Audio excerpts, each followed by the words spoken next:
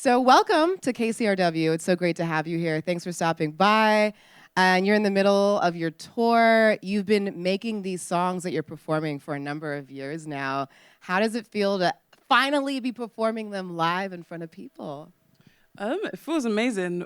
Firstly, I think we've come to the US in the past 18 months, like 3 times or 4 times. But before then, we've been trying to come for such a long time. So it just feels like a blessing, really, to be able to come and do like our second a full tour on a tour bus. I don't know what else to say. It just feels amazing. Yeah, definitely. And I mean, I heard that you were sort of thinking of songs that would be fun to perform live when you were making the album too, right? So it must be interesting to have that in mind while you make it and then be like, now we get to perform them on what I also hear is your biggest headline tour that you're on right now too, right? Yes, our biggest headline tour. I think in the process of making the songs, like Onome said, we're just trying to like see how we want to feel like when we're playing the songs. Because a lot of the time you can play songs and it's kind of like you're on autopilot and you're not really enjoying. But this time we want to have fun, like be in the moment, and hopefully that will translate in the music with people as well. So it's just like about enjoyment, fun, and just enjoying music and life at the same time. Yeah. In your travels across the U.S., it sounds like you spent a lot of time here. I'm curious if there's any city you've experienced, whether it's the city itself or the energy of the people that reminds you of London the most? I think maybe New York is an easy answer. Yeah. Like, it's very similar. It feels like the same stuff is happening, the same stuff is going on. Chicago for me in a different way, because in our first gig, the aunties came out. The aunties? Yeah, that's like, it feels like my mum was there, Sheila was there, like there was pressure when we were walking out. What, Sheila? No, not you, Sheila's mum, sorry. I mean, but like when we were walking out, you could feel there were like, it was such a cross-generational audience and people were like, oh, is this the band? That like lack of immediate like they weren't impressed by us at first, basically. We had to work. Yeah, they were a bit stush, man. And it felt like very good to kind of win a positive response from them. So yeah, in different ways, maybe Chicago and New York. That's cool. And you come from a scene that is so rich culturally. London itself, I mean, there's so many cultures there. And then there's also like the well-known London jazz music scene that I know you're a part of as well. I would love if you could share a little bit about your backgrounds. You're all individually from a lot of different places as well, and what you bring to your music from those backgrounds. I guess in London, when you say backgrounds, we just go back to like our parents and where they're from. Yeah. So my mom's from Sierra Leone, my dad's from Guinea-Bissau, and I grew up with my stepdad who's from South Africa and Zimbabwe. So Wow. very mixed culturally within Africa, very different cultures across the board. So yeah, I think growing up in that environment, also grew up in church, I think that heavily influenced my choice in like taste in music and decision to play music as well. And just being in London, like I grew up in South London around Vauxhall and going to school around there. It's just really mixed culturally. Most people in school are from the Caribbean or Nigeria, Ghana. And yeah, I think that in itself says a lot about like, how you grow up and the different cultures you have around you. Mm-hmm. Yeah. With me, my parents are from the Caribbean, from Barbados. Oh, cool. And this Guyanese mixed in there as well. I grew up outside of London, in a smallish kind of town in the countryside. They always call me like country boy. So. Oh. But for me, my background is a lot of soul, gospel music, calypso, jazz, of course, and funk. And yeah, the mix, being in the countryside, like it's a lot slower pace. You got loads of green, fresh air. You can see the sky at nighttime. There's sheep and there's cows. It kind of makes, me anyway, it makes me play slightly differently to being in the city, because it's more fast-paced. You're more like always on the go. So it kind of has me having like more of a laid-back approach to music, and I guess life. Mm-hmm. So I'm guessing that's kind of my kind of soup, my mix of my musical background. Yeah, definitely.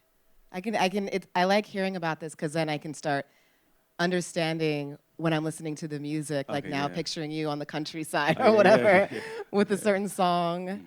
And what about you, Onome? I'm Nigerian. I think there's 3 Nigerians in the band. Me, Ayo, Toby. Ayo's half Bermudan as well. And then we got Nush's from Ivory Coast and Johannes from Ethiopia. Nush is from Wow. Scotland as well. She'll kill me if I don't say that. But yeah, she's very proud, as she should be. Yeah. But I think that mix is kind of, it reflects the environment we grew up in. And I think London is so special in that it's just like, I remember growing up there and your friends are from all over the world and you grow up eating different food, hearing the music in people's houses. You have International Day at school and it's like so many different cuisines and games or whatever it is. And that kind of is in the room with us, with everyone being from everywhere. It filters into all of our music. You can't avoid it. Like the music you have growing up it's just a part of you, your spirit and your makeup. Yeah. So I think for all of us, no matter like where we're from, like our own cultures come in, and then all the other cultures that we're kind of forced to live around. It's a beautiful thing, and yeah, it's why I think a lot of us are so proud of the city or the environment. Hybercon's pretty similar actually. It's super diverse in a lot of ways. So yeah, it's a blessed thing. I love as a band how you all support each other. It's very obvious when you play together, and everybody does multiple things for the most. I mean, there'll be lead vocalists, but then most people are on a mic on the harmonies while they're drumming or playing a guitar or whatever it is. And then Sheila, I think it's so amazing. You and what Nyoshi, is that her name? Nushi on the horns, sort of in the center of it all, doing the lead vocals. And to see 2 women doing that, I think is really wonderful. And there's more maybe women horn players these days, but I think about just even 10 years ago, not having as much perhaps representation of a woman who's on the horn and also sings the lead. What kind of made you feel empowered to take on that position? Or was there any like role models for you that embodied that? I think, firstly, I always wanted to sing, but was very scared too. And for me in particular, I think Nushi has been singing way longer than me. But I think, one, I went to a girls' school, and like the school I went to was mainly like black girls, basically. And we had a really good music department, so everyone was playing the horn. So for me, it was quite normal to see like girls older than me playing horn. So it wasn't seen as unusual until I was like 18. I was like, oh snap, I'm literally the only girl playing a trumpet. Yeah, it's funny, but it was really real, and it kind of hit me there. I remember having discussions with like Nubaya Garcia and Shirley Tete, and we used to talk about it all the time. We'd be like, oh no, we need to play horns, and we need to really represent. And I think there was a bit of a stigma with like singing. You know, if you sing, everyone expects you to sing, and I think that kind of probably held me back a bit. And then when we started the band, at the time we had Cassie and Richie, and I think we all were really interested in singing, and I think we just were like, you know what, let's kind of like add some vocals here. So it was like a little taster. And I think testing it out. Yeah, exactly. Yeah. So I think eventually we kind of started writing more lyrics, and I think from there, I think the confidence grew. And I think, the past few years, literally the past 2 years, I think, writing this album, we kind of were talking about writing more lyrics. I was very convinced I was going to do a poetry course because I thought I needed to understand. Well, I feel like you still do need to understand poetry, but I feel like that was another obstacle to kind of stop me from kind of writing. And then, just decided to start writing lyrics, and with Onome as well.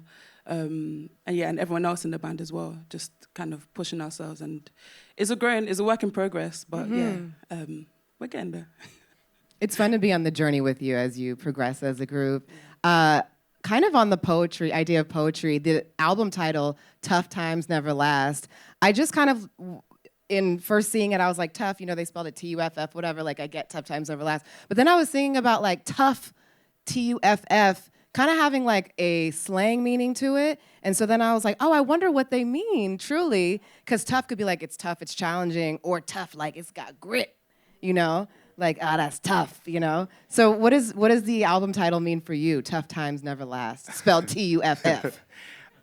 when I was younger, if I was writing in my school book, that's how I would have written tough. Like, Yeah. just, you know, in your graffitiing or messing around. And I think there's that, the structure, there's the obvious structural things. And then when we play music, even if we're playing jazz or playing Afrobeat, I think we learn very quickly we can never perfectly do something. You always break it apart a little bit or mess it up or destroy it in good ways. You make happy mistakes. And I think we found that when we accept them and kind of give space for them, we have our best moments, like as a band or as a collective. And I guess like finding that in the title, how do we make this more interesting? Actually, I think initially it was that. I don't know why. It just kind of playfully was that. And we went back and forth, like, should we spell it properly? And yeah. I definitely wanted to spell it properly. Yeah. You wanted to spell it properly?